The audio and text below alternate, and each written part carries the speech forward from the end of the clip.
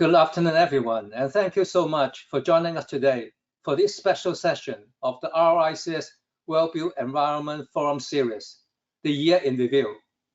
I'm Clement, President of the RICS. Conducting a review of a year, like the one we just had, is no easy feat.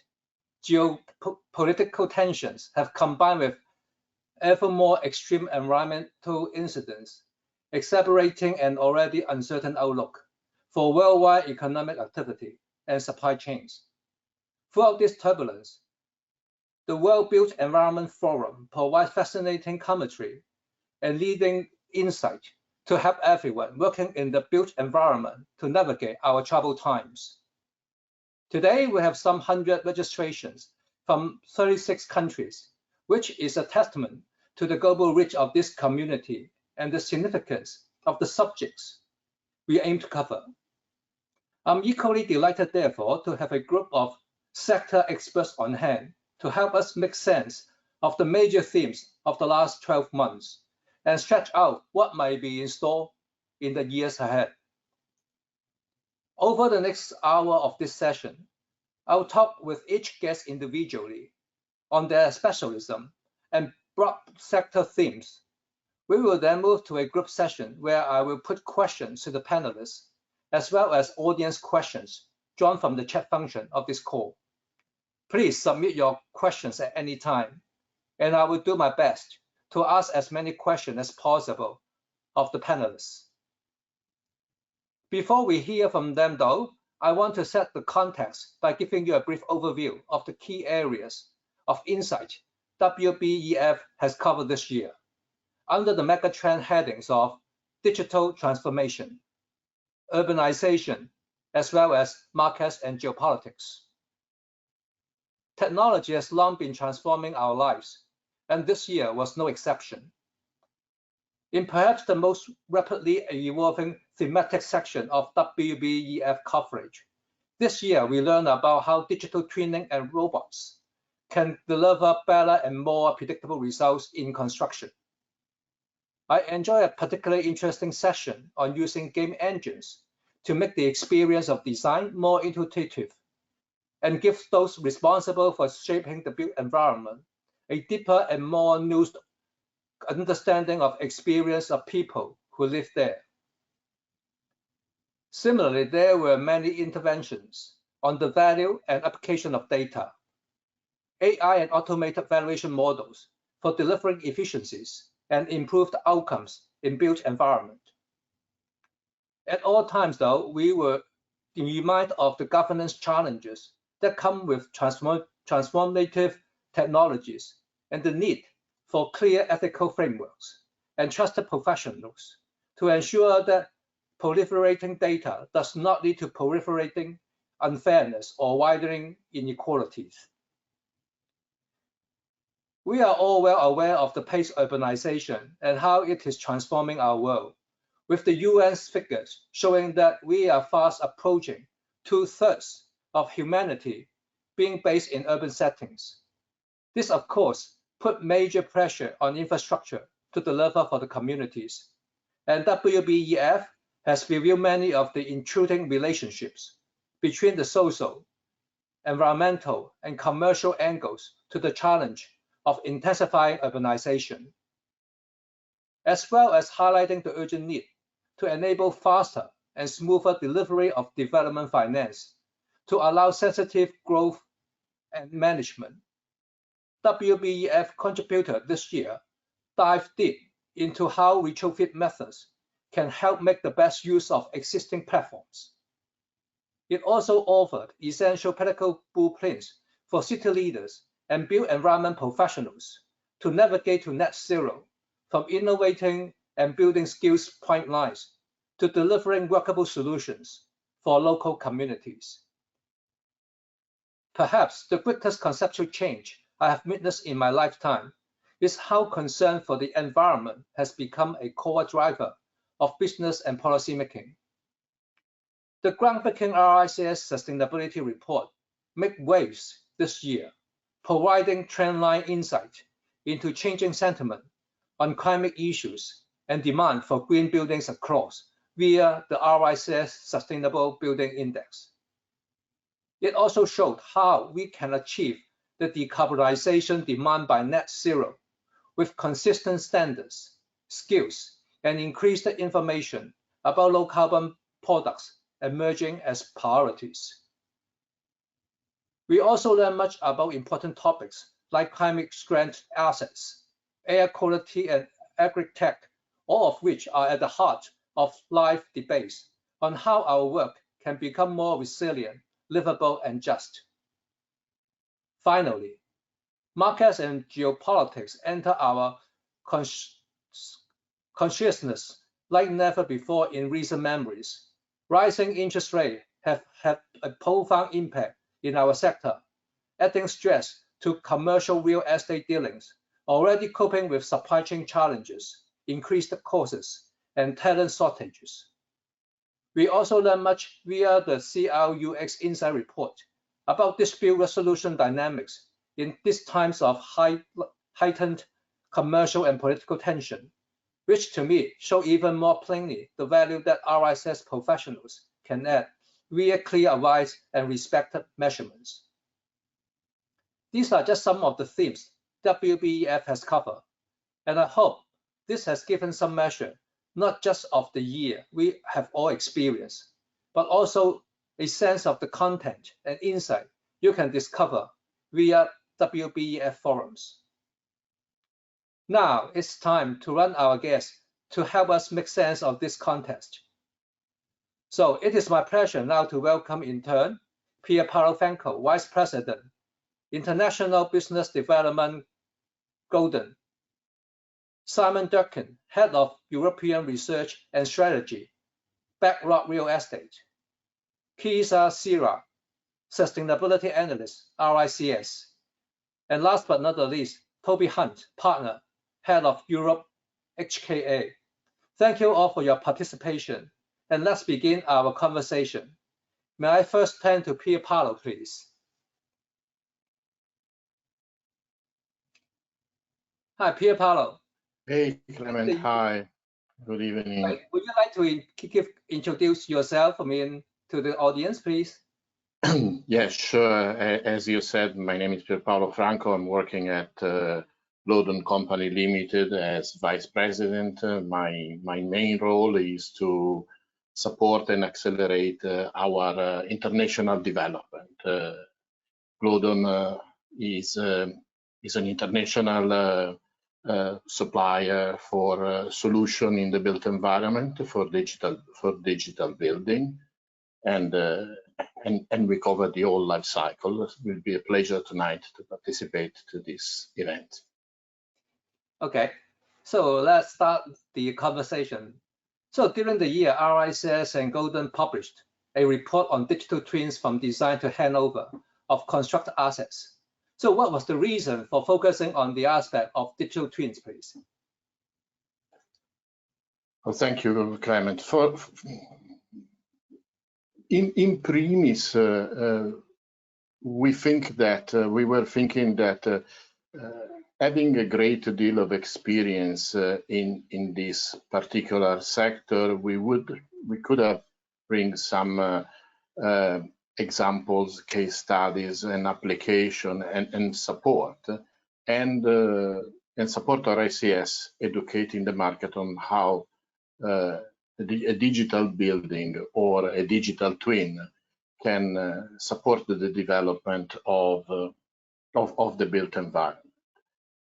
Second, we wanted to know and understand, let the audience understand what was the state of internationally speaking, of the development of this sector, because there are a lot of buzzwords around digital twin, but I still believe there is a lot of confusion, sometimes misunderstanding. And so we have been thinking that was a very good opportunity for the professional of the built environment to add more clarity on that regard, and have the possibility to learn from others First of all, which is the state, and what are things that are going in the right direction, what are barriers, obstacles in the adoption, and more to learn from other practice. And has been a very good experience, and I think the survey and the report highlight a situation that is very realistic as the image that has been pictured. Great. I think this report helps a lot to understand the benefit and the application of digital twins. So what do you think is needed to increase the adoption of the use digital twin in the design of handover to constructed stage? What are the barriers, and how do you see this barrier could be overcome in the longer run?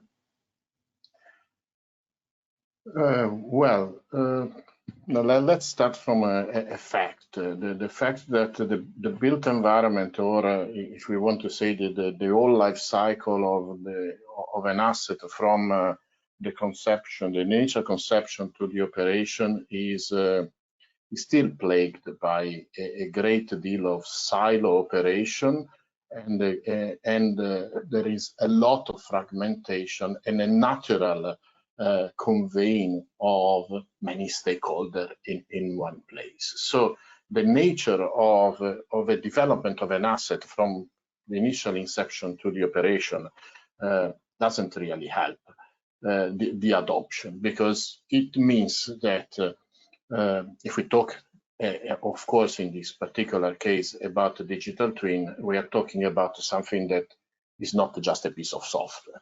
It's a very complex platform that allow many elements, technological element, business process element, dashboard for conveying data that need to be taken in consideration from the sources, analyzed, stratified, and given at disposal of the end users, that are many.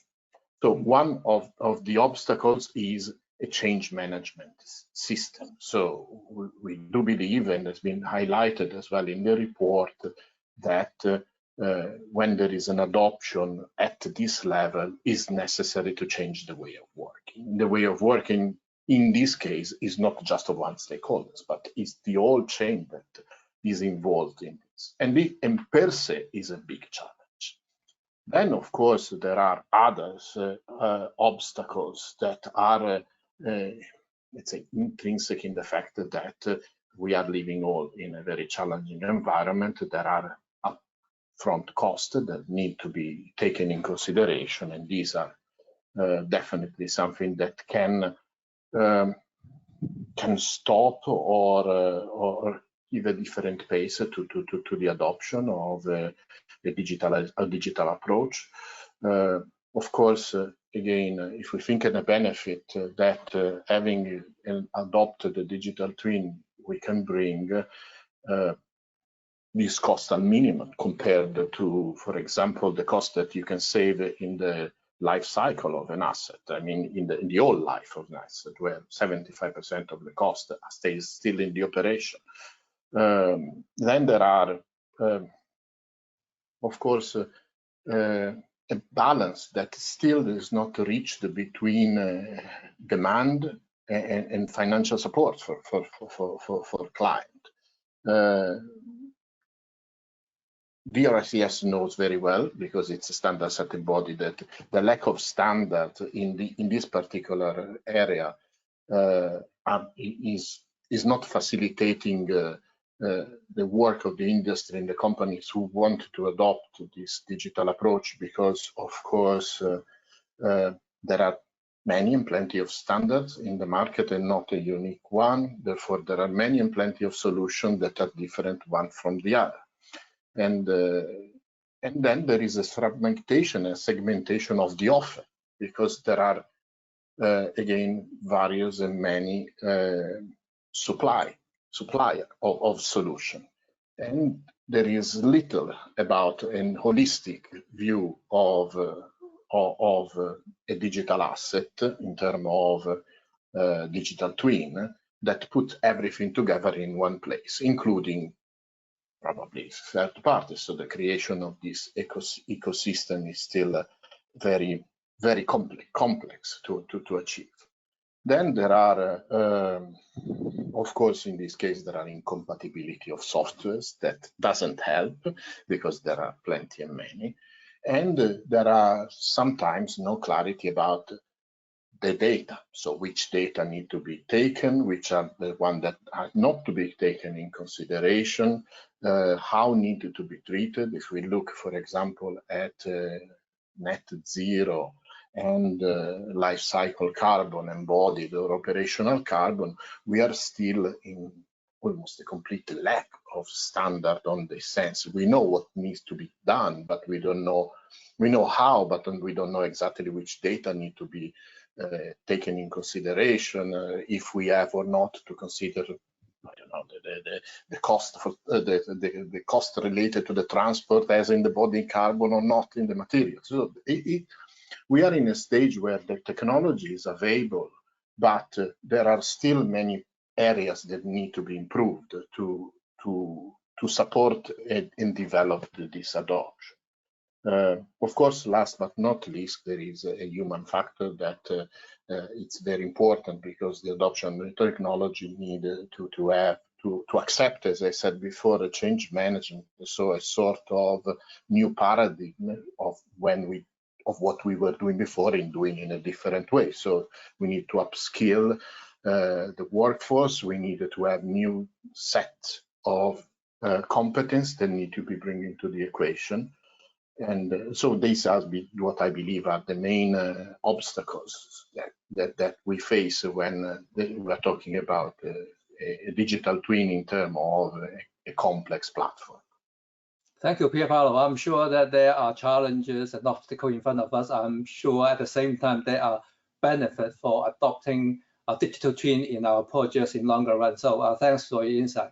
So may I now turn to Simon Durkin to have a quick words with us, please. Hi, Clement. Hi, Simon. Would you please, say a few words about yourself to our audience, please? Yes, sure. Simon Durkin. I'm heading research and strategy for BlackRock's real assets business, and we form part of the alternatives group at BlackRock. We are a large asset manager, and as such, we manage clients' capital across infrastructure, private equity, credit, and real estate. And I head the real estate and the infrastructure research group. Oh, great. Simon, may I ask you the first question about commercial real estate? So commercial real estate faced a number of headwinds in 2022 already.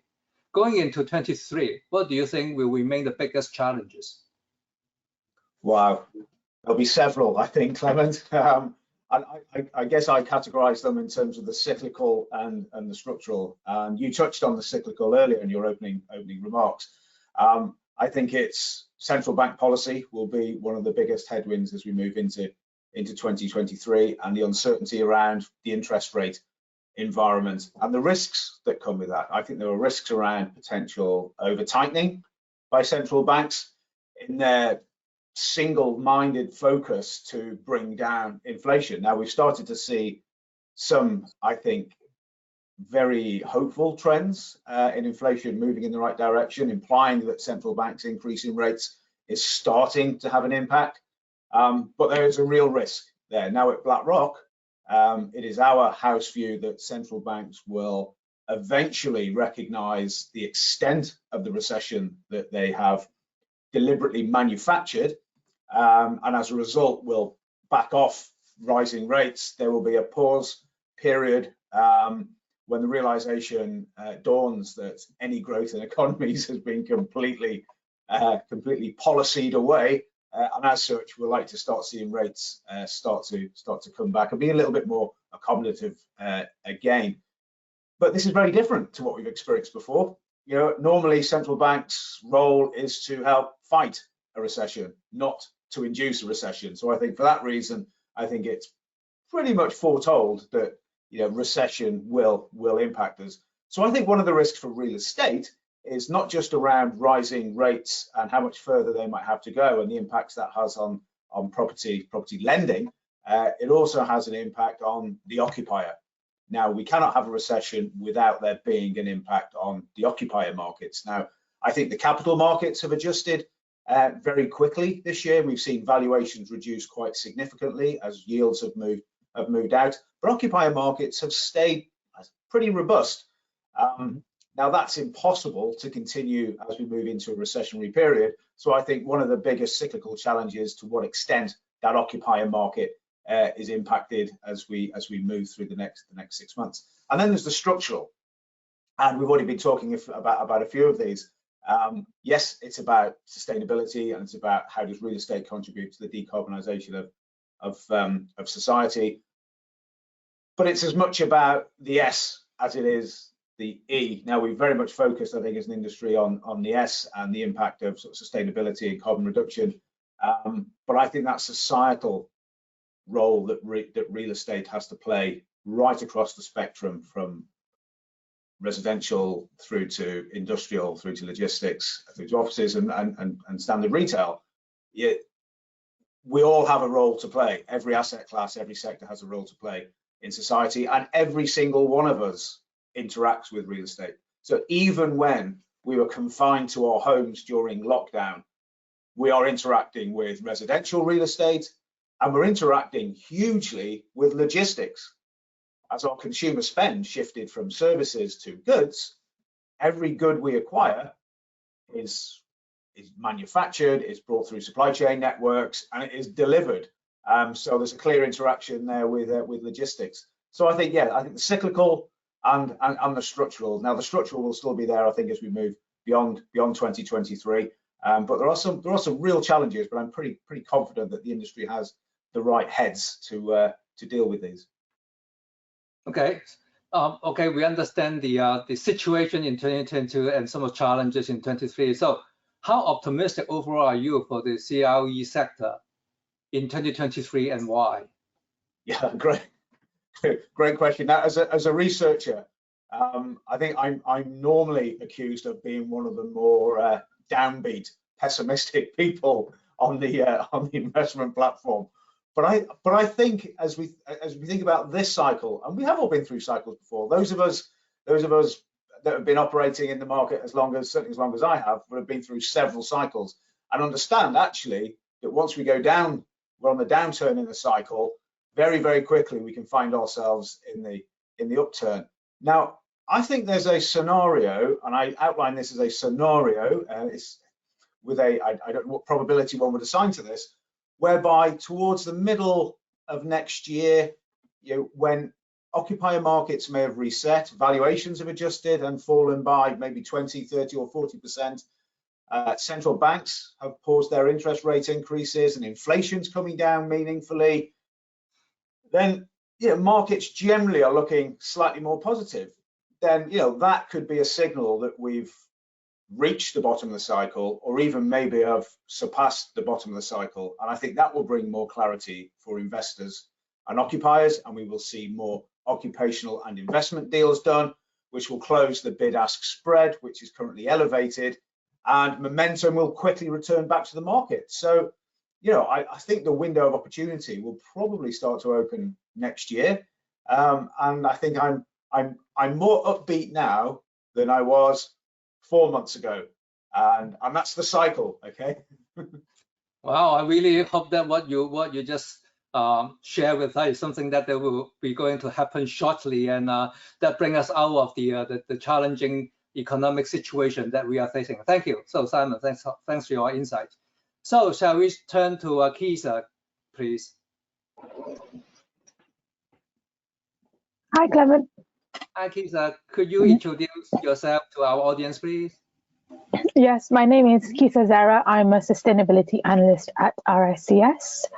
My job is to look into the wider sustainability issues globally and the impact that they could have on the buildings and construction sector, as well as how professional institutions such as RICS, what can we do about them?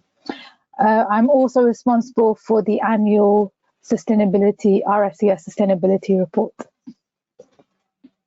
Oh, wonderful. Sustainability, I think, is the buzzword that we always talk about, I mean, in our industry in the past few years. So if I may ask the first question about sustainability. So what are the major trends we are seeing in commercial property sector regarding sustainability? Could you give some examples to illustrate your views, please? In the commercial property sector, we inquired as part of the sustainability report whether demand for green buildings had risen in the past year and the year before that as well. And globally, the majority of our contributors said that yes, that demand for sustainable buildings has risen both on the occupier and on the investor side. And this seemed to be having an impact on both rents and prices. So a large proportion of our contributors said that properties that are not being classed as either green or sustainable are subject to some kind of brown discount compared to buildings that are classed as green and sustainable.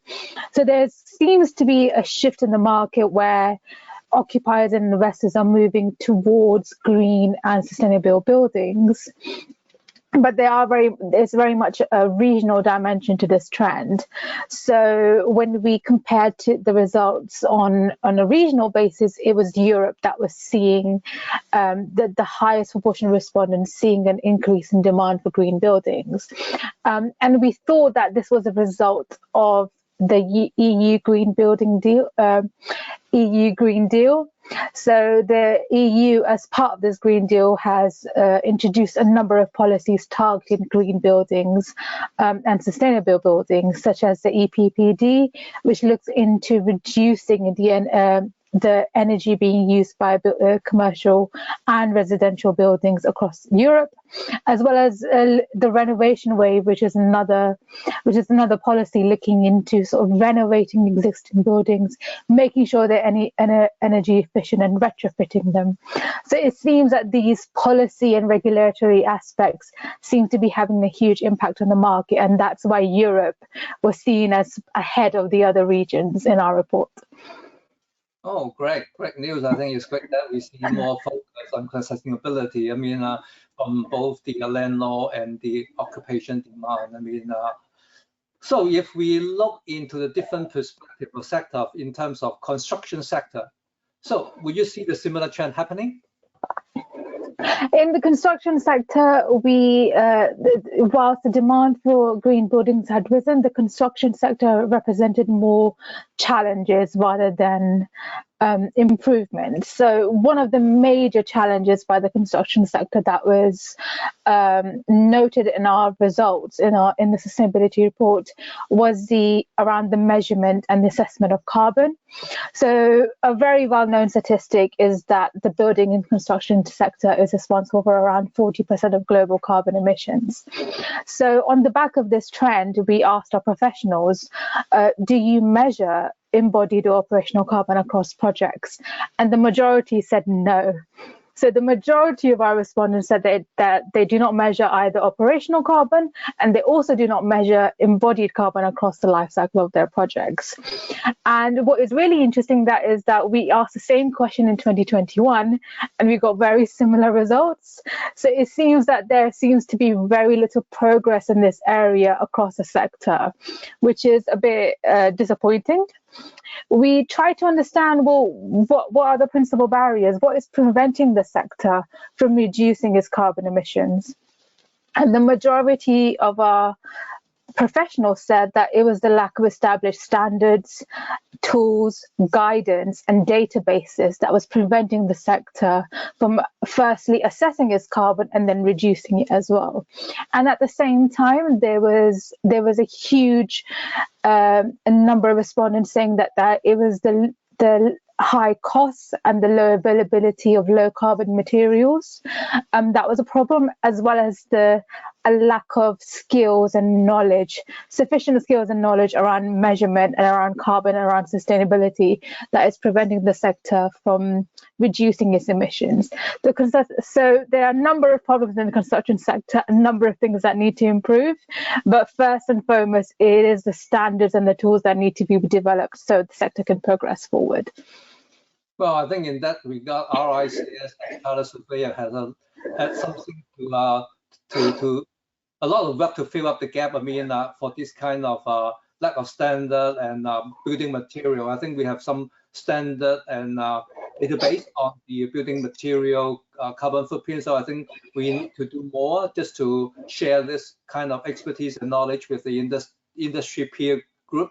So that, I mean, I hope that in the 2023 sustainability report, I mean, we show improvement, I mean, on the construction sector. Thanks for your views and comments. So let's move to our last but not the least guest, Toby Hunt. Hi, Toby. How are you? Hi. I'm very well, Clement. Thanks very much for inviting me on. If you could you say a few words about yourself and to the audience, please? Sure, of course. So my name is Toby Hunt. I'm responsible for the management of HK's European business. For those of you that don't know about HK is the world's leading consultancy in risk mitigation and dispute resolution, and a big part of our business is involved in the engineering and construction sector. Great. So in 2022, we saw the publication of the 5th annual KHA and Cruise Insight Report, whose finding featured a recent WBEF webinar. Can you briefly outline some of the key findings of the report? And I think the audience would be particularly interested to hear what effect the current economic climate and global uncertainty are having on the prevalence of construction claims and disputes. Sure, absolutely. A couple of questions in there. But in a nutshell, the HK's Cre Insight reports points to the fact that the economic and logistical overhang of COVID has been further exacerbated by the war in Ukraine. Now that war has essentially accelerated inflation, as we all know. We've had supply chain impacts and shocks and a general slowdown in global economic recovery owing to that ongoing uncertainty. Now, the key findings of the report itself are that, and I'll outline three, is that first of all, changing scope remains the top cause of claims and disputes in the construction engineering sector. Closely related to this is the amount of claims that arise due to design-related issues. As major projects get more complex, so it seems the challenges of ensuring a connection between design and construction seem to increase as well. Teams continue to work in silos, and collaboration between clients and the ever-lengthening supply chain is not what it could be in our view. And the final most recurring trigger for claims and disputes is contract interpretation. And this was something that the issues around COVID-19 also had to address, as contract clauses, as you may well know, involving things like force majeure and changes of law, led to claims being made, many of which, in our view, have yet to be fully resolved and are now leading to increased disputes. Now, to your second question, in terms of the current economic climate, this is also causing uncertainty and leading to claims. The war in Ukraine, for example, has led to a huge amount of supply chain issues, not just across Europe, but beyond globally as well. And the current inflation pressures we see are impacting both material and labour prices. And these are leading to claims being made on projects across the world. And all this is occurring in a backdrop where there's a continuing shortage of skills in a sector that's not necessarily as attractive as it could be to new up and coming talent. So I think they pretty much are the main points that I would draw out of our Crux report. I see. So how has the current economic climate and global uncertainty lead to more companies seeking to resolve dispute more amicably, or you see the opposite trend that, I mean, instead they are not doing so? Well, firstly, I should probably say that uncertainty generally leads to more disputes in our view. If you look, for example, at the number of cases that the ICC International Court of Arbitration registered, both in 2020 and 2021, in 2020 it had a record number of filings, and in 2021 it was a comparable number, albeit slightly smaller. So that global uncertainty appears to be leading to more disputes. I think that during COVID, a lot of parties tried initially to deal with claims and associated matters in quite a collaborative way, but now it appears that there are claims being made under a bit of an umbrella of COVID, whereas in fact the real issues are perhaps to be found elsewhere. And these are leading to disputed claims, as there's a danger that COVID might be used as a bit of a catch-all, and so owners and employers are wary of COVID claims that are being submitted by contractors. Cash is a vital part of the engineering construction sector, so ultimately, if agreement on claims issues can't be reached, disputes will occur, so that resolution can be reached promptly and settlement and cash awarded appropriately. So we're now seeing less claims being resolved amicably, I would say, overall as a catch-all. I see. So what step would you like to see construction companies and partner would take in 2023 in order to lower the incidence of claims and disputes? It's a good question, Clement. I mean, I think any firm should look at the resilience of their supply chains. COVID and the current economic climate has altered the landscape of the engineering construction sector, in our view, and market engagement with supply chains for large new projects is essential. You know, working with key suppliers to establish mutually acceptable terms, for example, to help with cash flow from prompt payment, they need to be explored wherever possible. And to lower the incidence of claims and disputes, you have to be able to have some foresight of where those issues might arise. So by knowing not only your own internal risks, but also to have assessed those risks from the firms that you contract with on a regular basis, I think firms will be in a much better position to deal with the issues as they arise, and as well as the consequences which come from that. And I think if you do that, you're going to be able to reduce claims and disputes. Thank you. Thanks for your comment. I hope that we could able to resolve our dispute in a more amicable way rather than go through litigation or other means. But thanks for your sharing with our insights. So shall we invite other panelists to join us now so that we have some sort of a panel conversation among all of us, please?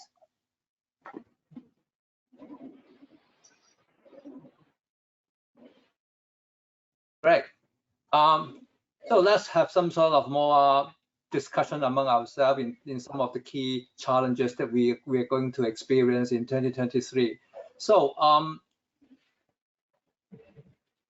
Kisa, maybe I would like to tap into your expertise in particular in sustainability, which is something that RICS and myself is a keen kind of a concern or issue to us. So how do you see the biggest challenges, I mean, for the built and natural environment in 2023, and in particular in terms of sustainability, and how do you think that we can able to resolve them?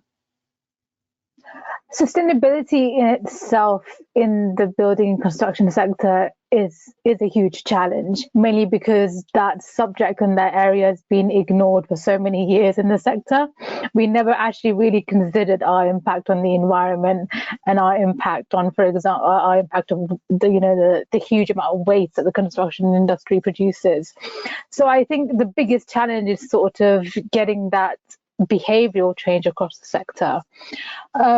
So creating that shift across the sector will be probably the biggest issue. We also need to concentrate on issues such as efficiency and waste management. So the construction and the building and construction sector is a huge emitter of waste. We are also responsible for a huge number of resource extraction. And as a result, the concept of efficiency and circular economy practices need to be embedded within our sector for us to be on a path to being more sustainable. So this adopting of principles of the circular economy, this could involve making sure that we disincentivize demolition and incentivize retrofitting.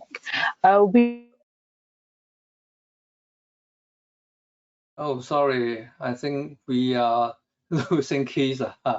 So maybe we can look into the same kind of a question in terms of the biggest challenge in 2023.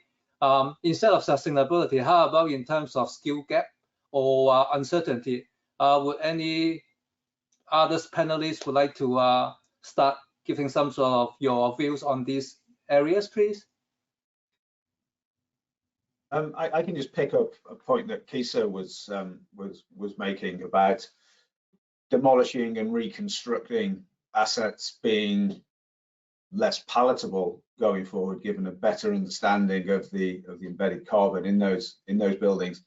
I mean, for us, we see that as a big opportunity for us to give access to real estate investments for our clients. We firmly believe that the paucity of highly rated, sustainable, particularly office buildings in the major European cities, at least, is so low.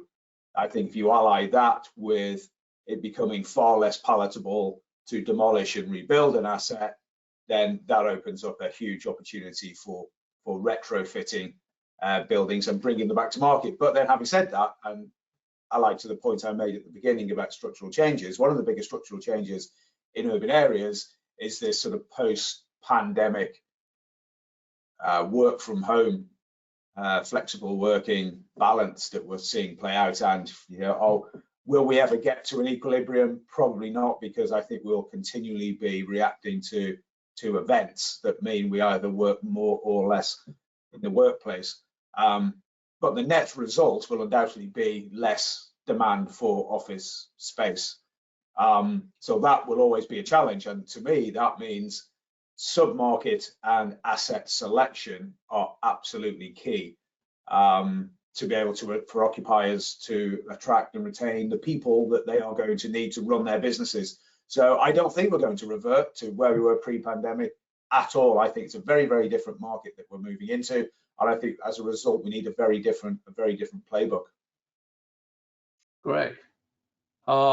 Any other views from the other two panelists on this subject? Yeah, I mean, I would add some views to that, to what Simon was saying in terms of a change of approach or a change of playbook. I mean, I might look a little bit maybe at the economic climate and global uncertainty. I mean, I covered a bit of it in the slot earlier, but I would say that solving the issues is not going to be easy and requires quite a collaborative approach going forward to contracting, both from owners and contractors. As we go forward, economic uncertainty really means that opportunities will arise where one or other party in a contract could gain an advantage. And the decision as to whether those advantages are taken, if you like, unfairly perhaps at the time, can really break down trust early in a project and create that environment of claims and disputes. So from my perspective, if we could potentially have a more collaborative approach to it, I think actually some of the biggest challenges we've got could be overcome. But it is a real mindset change for the construction engineering sector generally that tends to operate on very low margins. But where you have seen it happening on some projects globally, you can see the real benefits of collaboration as you go into projects. Great. Pierpaolo, any views or additional comment that you want to make, please? One comment, a little bit piggyback on what Kisa was saying about, for example, the carbon measurement. I think government and developers and stakeholders in general need to make a collective effort, because up to a point where there is no demand on that, there will be no production of this data. Of course, there are other problems related to how the data is trustworthy, where we can get this data, how we can treat. But until we come to a point that become a demand, that each and every project need to be measured, and one of the key performance indicator of the asset is going to be its carbon footprint from the embodied, for example, to the operational carbon, that are equally measured across the industry and internationally speaking. This is not going to happen because there would just be an additional cost to an industry that, as Toby was saying, has really low margin profit. For construction project, we are talking about 1%, 2% profitability. That is really nothing. So there is a lot to be done, but it has to be done as a collective effort, because the industry is not made by one type of stakeholders. It's a multitude of stakeholders working in building cities. Thank you. May I remind our audience, feel free to send us your question for the panelists. I mean, we still have 15 odd minutes that they would like to able to answer your questions. So feel free to send your questions through the chat box. So let's move on the next question, but welcome Kisa to be back. I mean, I'm sorry that we just lost you, I mean, earlier. Sorry, yeah, network issues. And we understand technology. Sometimes it's quite challenging. So just riding on Toby and Pierpaolo's point, I mean, what impact do you see would continue, what impact would the continuing economic difficulties and global uncertainty will have on organizations or companies' approach to sustainability in terms of all these kind of challenge? And so how would a organization position themselves, I mean, in the midst of this kind of global uncertainty or situation? Anyone would like to take this question first? If I may, I mean, Toby, you want to start? Yeah, sure. I mean, I think from my perspective, I think, and I hope, to be fair, that a longer term view will prevail in terms of companies' approach to sustainability. And I say that predominantly because from the work that we do looking at supply chains, you know, particularly upstream, if you're looking at the initial financing of projects, there's an awful lot of focus in capital projects and construction engineering projects on sustainability. Now, I understand what Kisa said in terms of it not doing particularly well, but there is a lot that, you know, financial institutions that are expected to invest and to finance projects do have higher expectations when it comes to sustainability and measures taken by the supply chain in doing that. And I think, you know, as that trickles down, those companies in the supply chain that cut investment in this area, I think will necessarily suffer and find it harder to compete and to become included in projects globally. So overall, I would say that, you know, the approach should continue to be as it was prior to these global shocks, because I think that's where the world, that's where the sort of direction of travel is going. And if we don't do that, and companies don't do that, they will unfortunately not be able to compete in the marketplace. Yeah, what Toby just picked up on then is something that's absolutely critical for us, which is liquidity. And 3 years ago, 4 years ago, I think in a client presentation, the ESG section would be at the back of the presentation, and the client, more often than not, you know, would be fairly agnostic as to whether we got to that page. Now it is completely different. It's the first section that is discussed, often at the expense of other elements of the investment strategy. So it's all about the E and the S for us, because that is the top of the agenda for our investors. And if we are constructing assets or retrofitting assets, we have to be certain that there is a market when we sell those assets, and those assets that don't meet the requisite standards locally, just simply there will not be liquidity for those assets. So it's very much top of the agenda for us. Interesting. So Pierpaolo, do you agree with the two gentlemen? Yes, I tend to agree, but I have an issue that is related to the post over of the building. This works from a theoretical point of view, but practically there are little data that are in support of how effective an asset is working. And I'm telling this on the back of 10 million more users that we have in our digital project, over 350,000 companies, corporate that we serve. When you do the assessment of the asset from the financial investment point of view, or even when you are still in the construction phase, everything goes well, but there is a great deal of lack of standards and way of measuring the performance of the building over and beyond the normal performance of the building. And also the the qualification of the building across different standards, I don't want to name any, that classify the building gold, platinum, iron, or whatever, are not based really on the performance, the real performance of the building, but are based upon a number of checklists that are coming at the building. So again, I believe to be fully sustainable, we need to think about our buildings from the design, bringing everything together, but thinking about how the building will operate, so in extent how the cities will operate and how better will be the livability of this building in cities. That's what I think we need to do. Thank you. Last but not the least, Kisa, I mean, anything you want to add on? I agree with Simon and Toby in the sense that the sector would eventually evolve into becoming more sustainable, and there would be a risk to assets if they are not sustainable, if they're not classed as green, and they are because there would be a risk of becoming stranded assets in the future. So we would expect occupiers and investors to sort of demand more green buildings and sort of lead the market in such a way where sustainability sort of grows across the commercial property sector.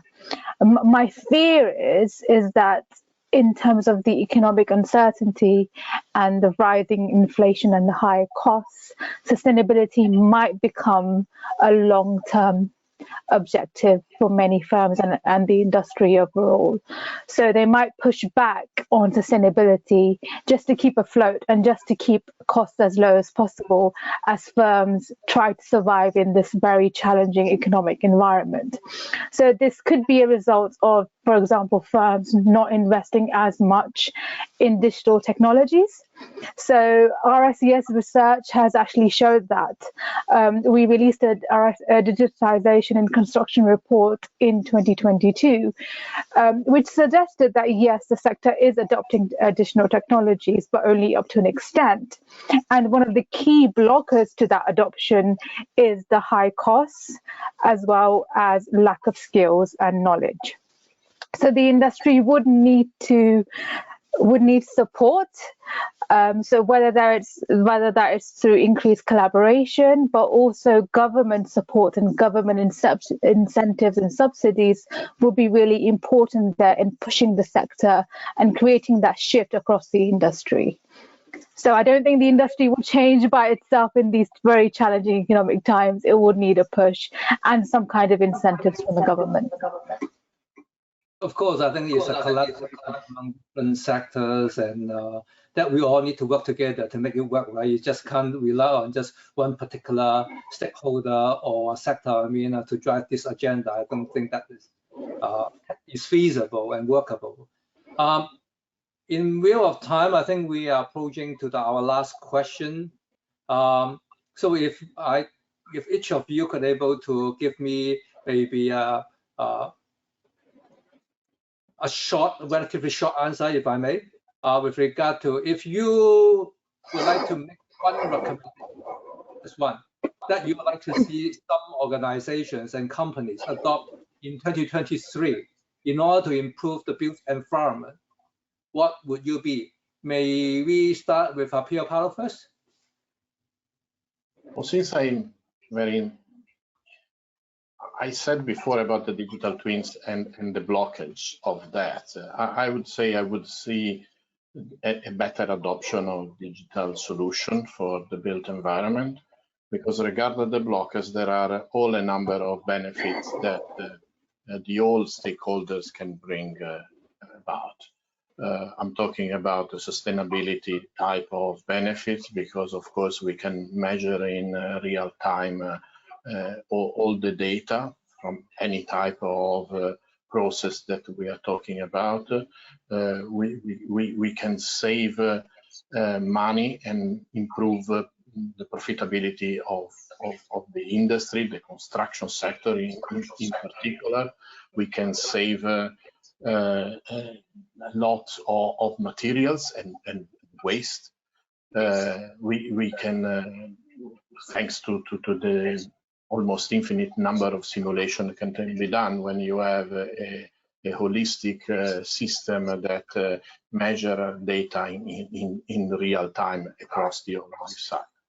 So I would say that that this to me is a key element in the transformation of the built environment and will bring an enormous benefits. Thank you, Pierpaolo. How about you, Toby?